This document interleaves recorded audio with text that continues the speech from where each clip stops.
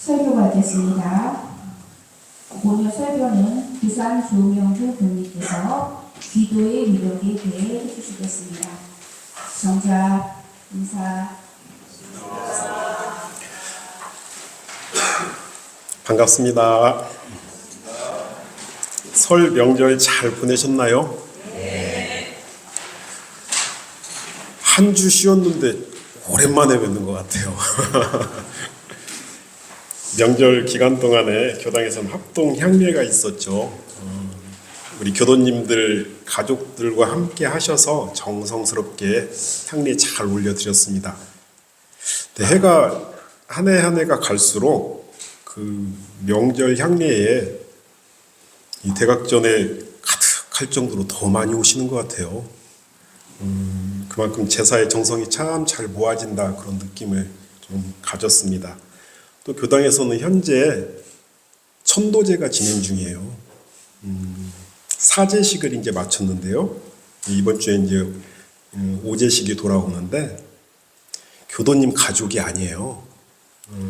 종교가 없으신 분들인데 아버님께서 이게 돌아가신 후에 천도제라도 지냈으면 좋겠다라는 생각을 이 큰아들과 큰 며느님이 하고 계셨대요. 그런데 주위 2년 중 한 분이 원불교를 가라. 그것도 도남교당을 가라. 그래서 직접 찾아오셨어요. 저기 용인에 살고 계신데 이 멀리까지 찾아오셨어요. 도남교당이 천도제 잘 모셔드린다는 이 소문이 저 영계까지 소문이 났나 봅니다. 지금 정성스럽게 영가 천도를 위해서 마음을 모으고 있는데 기운이 참 좋아요. 굉장히 많이 영가께서 낯설으실 텐데도 기분이 참 좋습니다. 오늘부터 새해 정진 기도가 시작됐습니다. 오늘 결제 기도를 올렸죠. 발원인 명단이 참 많이 들어왔어요. 345명의 발원인 명단이 들어왔는데요. 우리 교도님들도 이제 21일입니다. 3주 동안 진행되는 이 정진 기도 기간 동안 마음을 잘 합하셔가지고 올 한 해 이 사은님의 큰 은혜와 위력 속에 한 해 모든 일들이 뜻대로 잘 성취되는 그런 한 해가 되기를 함께 기도하고 또 함께 염원했으면 하는 바람입니다. 제가 이번 기도를 준비하면서 참 많은 감상이 있었어요. 사실 제가 도남교당에 부임하기 전에 교화 현장에서 이 교도님들과 함께 이렇게 특별 기도를 올려본 기회가 없었잖아요. 물론 부교무 시절이 있기는 했지만은 그때는 다 어설펐고 또 공부도 깊지 않았고 그래서 이 기도가 참 힘들기만 했던 기억이 있습니다. 근데 이 도남교당에 2년 전에 제가 부임을 하고서 부임하자마자 바로 시작한 게 이 기도였어요. 그래서 정신이 하나도 없는데 또 기도가 시작된다 그래서 그래 전임 교무님 봉타원님께서 하셨던 그대로 하면 되겠지 하고 특별한 정성을 챙길 여유도 없이 그렇게 기도를 진행했던 것 같습니다. 그리고 나서 작년에 이 정진기로 두 번째를 준비를 하면서 나름 마음을 참 많이 챙겼다고 생각을 했는데 사실 작년 기도 기간이 저한테는 참 힘들었어요. 왜 이렇게 기도가 힘들지? 몸도 지치고 마음도 지치고 하는 작년 경험을 하고서 이게 뭐지 하는 의문이 작년에 들었습니다. 그러면서 이 대중과 함께 발언한 특별 기도가 보통 기도가 아니구나. 정말 많은 정력과 기운이 필요한 거구나. 그만큼 준비가 많아야 되겠구나 하는 다른 깨달음을 작년에 제가 좀 가졌거든요. 그래서 올해는 새해 정진 기도 특별한 마음과 정성으로 진지하게 준비해야 되겠구나. 더욱이 기도를 주관하고 이끌어가는 예감으로서 내 마음이 확고하고 또 기운이 그만큼 뭉쳐 있어야 그 역할을 제대로 해낼 수 있겠구나라는 생각을 하면서 이번 기도를 좀 준비를 했습니다. 다행히 명절 연휴 기간이 있었잖아요. 그 기간 동안에 새벽 좌선 마치고 나서 계속 이 정진 기도를 마음속에 넣고 또 마음을 다지면서 계속 궁글려 봤습니다. 진리께서 참 묘해요. 기도 연마 잘하라고, 기도 준비 잘하라고 그러신 건지 연휴 기간 내내 감기가 떨어지질 않는 거예요. 아무 데도 못 나갔습니다.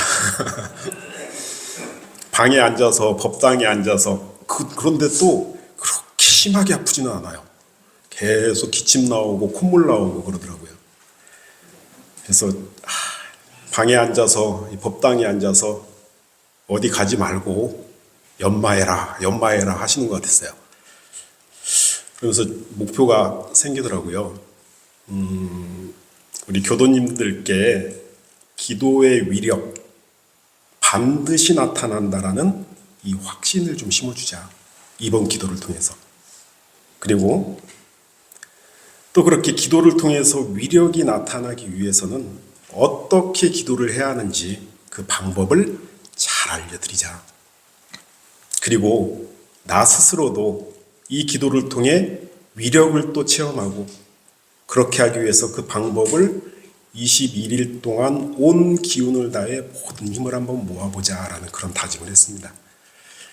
그래서 오늘 설교를 통해서 우리 교도님들 한 분도 빠짐없이 21일 기도를 정성껏 진행하면 참 좋겠다라는 마음으로 또 이렇게 해서 21일 후에 해제 기도에는 모두가 환해진 그런 마음으로 심력이 쌓이고 그 힘으로 올 한 해 정말 멋진 한 해가 되기를 꼭 발언해 줬으면 좋겠다라는 염원을 가지고 오늘 설교를 좀 준비를 했습니다. 저는 이 공부를 시작할 때 가끔 그런 의문이 있었어요. 그래서 기도가 그렇게 저는 힘들었는지도 모르겠어요. 모든 것은 다 내가 지어서 받는 것인데 인과의 이치잖아요.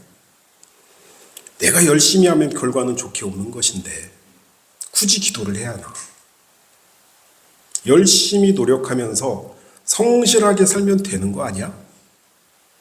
틀린 말은 아니죠. 열심히 노력하면서 성실하게 살면 됩니다. 그런데요, 저도 점차 나이가 들어가고 또 삶의 경험들이 하나씩 쌓이다 보니까는 꼭 그렇지만은 않더라고요. 말로 설명할 수 없는 것들이 있어요. 내가 열심히 노력하는 것만으로는 채워지지 않는 것들이 있어요. 내 노력이 그대로 결과로 나타나는 것은 아니더라고요. 주위 인연들이 거기에 합력을 해줘야 되고 또 열심히 일하는 가운데 묘하게 나를 도와주는 귀인도 나타나야 되고요. 참 많은 인연들의 합력으로 또 참 많은 상황들이 묘하게 나를 도와줌으로써 내 노력이 결과를 맺더라라는 그러한 경험들을 참 많이 합니다. 지난해 말 우리 생강청 1,300개를 팔았잖아요. 지금 생각해도 어떻게 그걸 다 팔았지? 참 신기해요. 1,300개 보통 양이 아니거든요. 그런데 열심히 팔아야지, 다 팔아야지 하면서 막 노력하고 아무리 노력을 해도 거기에 응해주는 사람, 거기에 응해주는 상황이 없으면 그 노력은 결과 못 맺어요, 사실. 생강청을 저희가 정성스럽게 만들어서 주위 인연들에게 적극적으로 홍보하는 것, 이것은 자력이라고 합니다. 내 스스로 하는 힘. 그런데 그것이 주위 모든 분들의 응원과 합력, 그것 때문에 또 생강청을 구매해주고 그분들이 또 다른 분들을 소개해 주시고 마침 또 각 교당에서 결산법회 시상을 우리 생강청으로 한번 해보겠다라는 그런 상황들이 생기고 이러한 도움들은 타력이라고 그래요. 그래서 회보 1번을 보시면은 정말 많이 봉독했던 본문입니다. 대종사님께서 신과 기독장에 우리가 세상을 잘 살아나가려면 자력과 타력이 함께 필요하다라고 말씀하고 계셔요. 내가 스스로 열심히 노력하는 것도 꼭 필요하고 주위 모든 인연들과 상황들이 나의 성공을 위해 큰 기운으로 혼염해주고 은혜 내려주는 타력의 힘, 이것도 꼭 필요하다. 꼭 필요한 그 타력의 힘, 이것을 얻기 위한 방법이 바로 기도라는 겁니다. 그렇게 보면 우리가 이 세상을 잘 살아나가기 위해서는 자력과 타력이 함께 필요하니 그러셨죠. 그 타력을 얻기 위해서는 기도가 꼭 필요한 것이구나. 다시 말하면요, 대종사님의 이 문장의 뜻에는 뭐가 담겨 있냐면요, 우리가 세상을 잘 살아나가려면 기도가 꼭 필요하나니 하고 말씀하신 것과 똑같습니다. 기도 꼭 해야 되겠죠. 그런데 기도를 하기는 해야 되겠는데 간절한 마음이 안 생겨요. 하다 말다 또 그냥 시간만 채우는 것 같기도 하고 또 기도 일수만 채우고 있는 그런 느낌도 들고 저도 그랬거든요. 그런데 가만히 그 이유를 보면요, 믿음의 문제, 체험의 문제, 이 두 가지가 원인입니다. 우리 교도님들, 기도를 하면 위력은 꼭 나타난다. 이거 정말 믿고 계시나요? 네. 아유, 감사합니다. 기도를 하시기 전에 기도의 위력은 반드시 나타난다라는 그 신념을 꼭 가지셔야 기도가 가능해지거든요. 자, 모든 성현들은, 지나가신 모든 종교를 창시하신 성현들은 기도를 강조하지 않으신 성인들이 없으셔요. 그 말은요, 기도 꼭 해라, 그러면 다 이루어진다 하고 모든 성인들이 다 말씀하고 계셔요. 그럼 우리들 제가 아직 감기가 끝물이 좀 있어요. 그럼 우리들은 그 말씀 그대로 믿고 따라하기만 하면 되는데, 근데 자꾸 의심이 들잖아요. 기도해봐야 이루어지겠어? 이런 의심 가질 필요 없잖아요. 성현들께서 기도해라, 그러면 다 이루어진다 라고 하셨으니까 그 말씀 그대로 철저하게 신념으로 믿고 따라서 하면 되는 것 같아요. 자, 회보 2번에서는요, 대종사님이 뭐라고 말씀하셨냐면요, 심고, 기도, 정성껏 꾸준히만 해라. 그러면 뭘 얻게 된다고요? 사은의 위력 얻게 된다. 또요, 기도 정성 들이면 결국 소원 이루어진다. 큰 위력 나타난다. 그렇게 법문에서 말씀을 하셔요. 정정과 대종경에 이러한 비슷한 법문을 수없이 많이 하십니다. 사은의 위력 얻는다, 소원 이룬다, 큰 위력 나타난다, 반드시 기도의 위력은 나타난다, 그렇게 말씀을 하셔요, 대종사님께서요. 그런데 조건이 있어요. 기도의 위력은 믿는 사람에게만 나타납니다. 틀림없는 사실이에요. 이거는 조금이라도 기도의 위력을 의심하면서 정말 기도하면 이루어질까? 더 나가서 기도해봐야 이루어지겠어? 하는 의심을 가지고 기도를 한다면 아무리 기도를 해도 그 위력은 절대 나타나지 않는다라는 이 이치를 꼭 알으셔야 되고요. 자, 그런데 또 한 가지 조건이 있어요. 기도를 하면은 반드시 위력을 나타나는 조건이 하나가 있어요. 뭐냐면요, 그 위력은 정성을 통해서만 나타납니다. 회복 3번을 보시면요. 기도를 올리면 큰 위력이 나타나는데 이렇게 위력이 나타나려면 뭐가 있어야 된다고요? 일천정성이 있어야 된다. 그러셔요. 또 그 뒤 본문이요. 심고와 기도는 뭐에 따라서 위력이 나타나요? 그 사람의 정성 여부에 따라서 위력이 나타난다. 내가 기도를 한다고 다 위력 나오는 건 아니에요. 조건이 뭐예요? 정성이 들어가 있냐 안 들어가 있냐. 이거에 따라서 위력이 나타난다는 겁니다. 근데 여기서 꼭 알으셔야 될 게 있어요.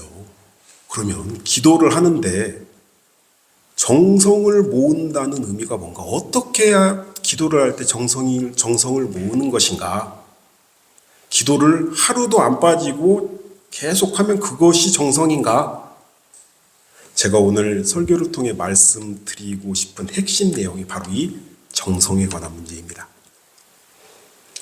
원기 23년에 발행된 회보 42호에 보면은 저는 그 대종사님 당대 때 이렇게 나왔던 이 회보나 월보, 월말통신 이런 그 초기 교서들을 굉장히 자주 들여다보곤 해요.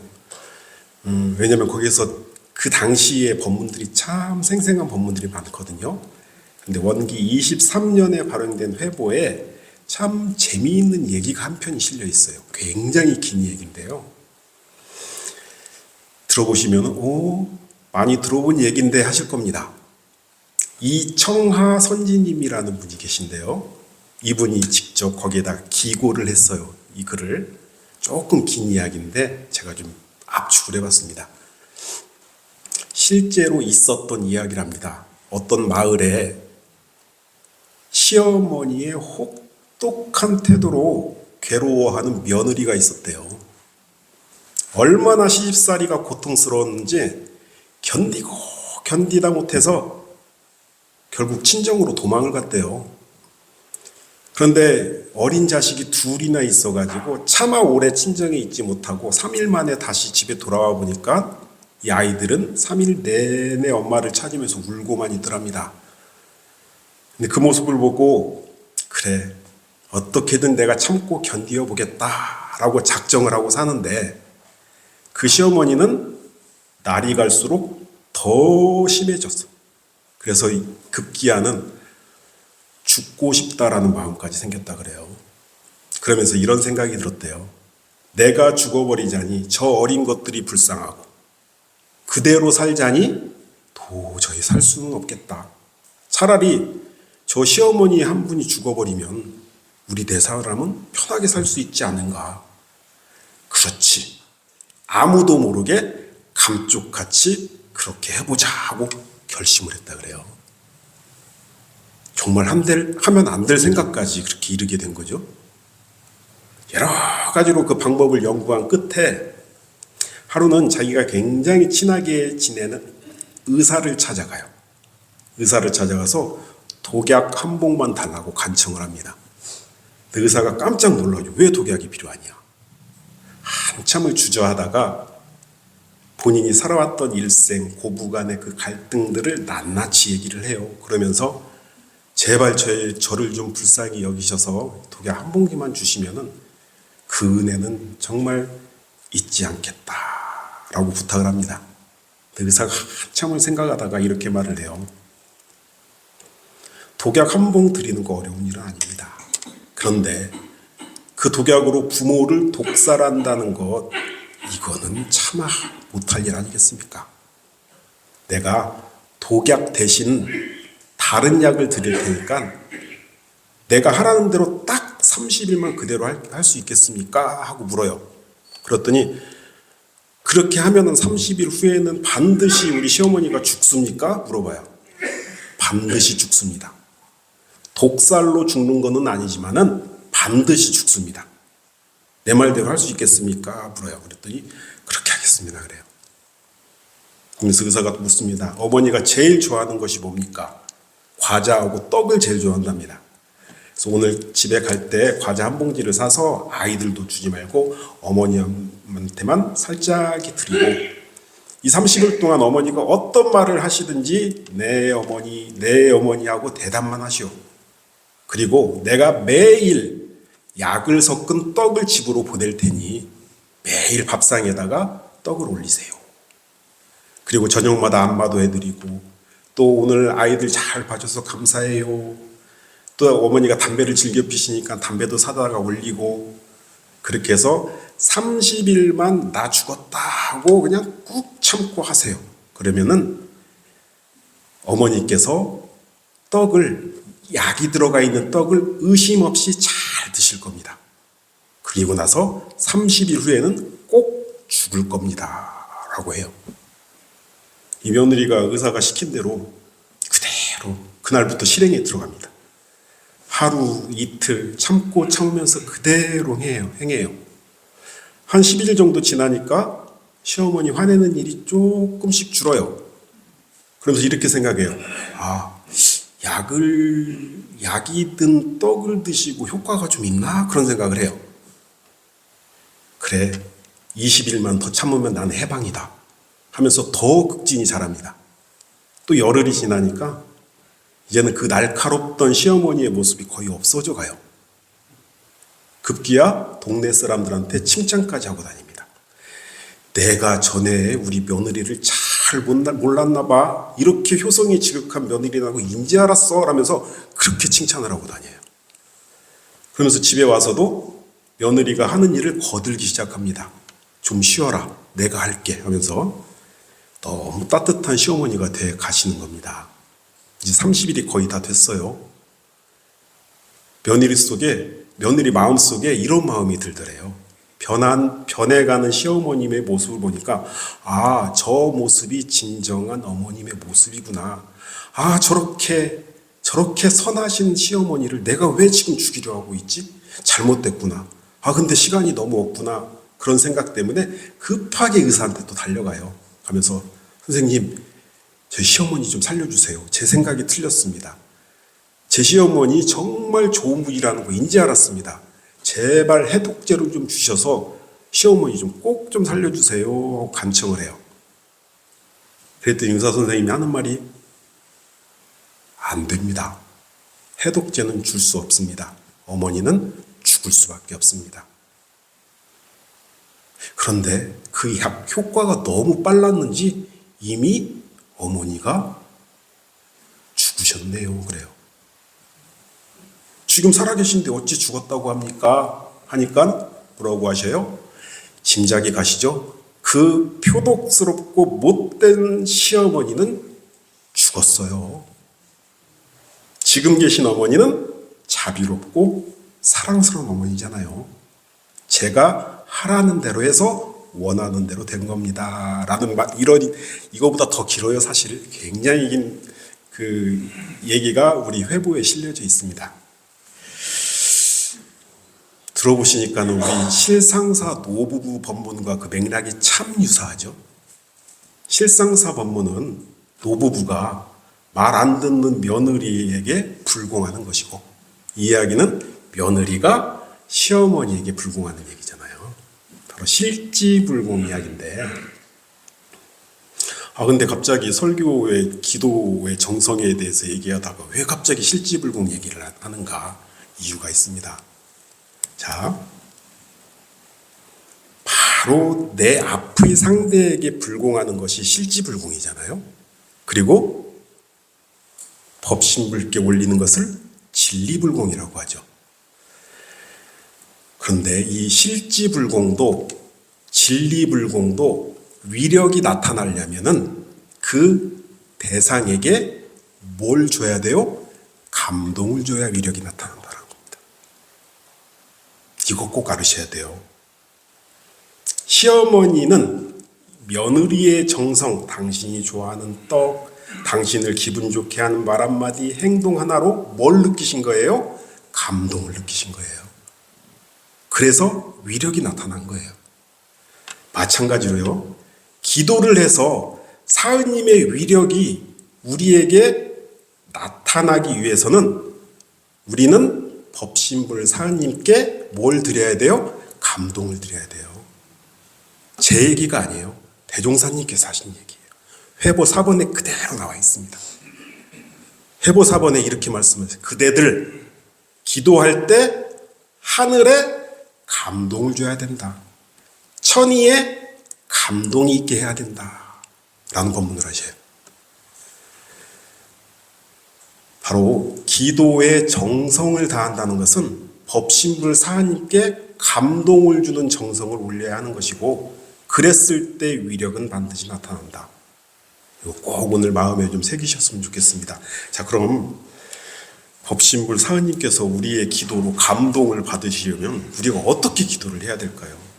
저 시어머니에게 하듯이 이 떡을 사하님께 올리면 감동하실까요? 제가 회보 5번부터 정리를 좀 해봤습니다. 회보 5번 법문에서 정산종사님께서는 법신불께 호소하고 간청하는 기도는 하지 말아라. 반드시 자신의 각오와 실천을 먼저 고백하고 맹세해라 라고 하셔요. 자, 수능 시험을 앞둔 수험생이 있어요.